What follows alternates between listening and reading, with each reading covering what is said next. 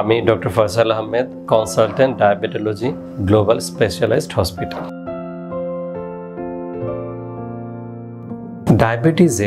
Diabetes থেকে বিভিন্ন অঙ্গে জটিলতা হতে পারে, যেমন ডায়াবেটিসে স্ট্রোকের ঝুঁকি বাড়ে, হার্ট অ্যাটাকের ঝুঁকি বাড়ে, ডায়াবেটিসে ওজন কমে যায়।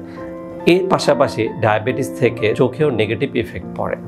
এই জন্য একজন ডায়াবেটিক রোগীর প্রতি বছরে অন্তত একবার চোখ পরীক্ষা করা উচিত, এবং চোখ পরীক্ষা করে চোখে যদি কোনো সমস্যা ধরা পড়ে তাহলে শুরু থেকেই সেটা চিকিৎসা নিলে এবং ডায়াবেটিস যদি স্ট্রিক্টলি সে কন্ট্রোল করতে পারে তাহলে তার চোখের এই অল্প সমস্যাটা আর পরবর্তীতে অন্ধত্বের দিকে যাবে না। পুরো পৃথিবীতে এমন অনেক রোগী আছে যাদের অন্ধত্বের প্রধান কারণ হচ্ছে অনিয়ন্ত্রিত ডায়াবেটিস। এই জন্য আমরা যদি কোনো ডায়াবেটিক রোগী থাকে তাহলে আমাদের উচিত প্রতি বছর অন্তত একবার রুটিনলি কোনো সমস্যা না থাকলেও চোখের অ্যাটলিস্ট চেক করা।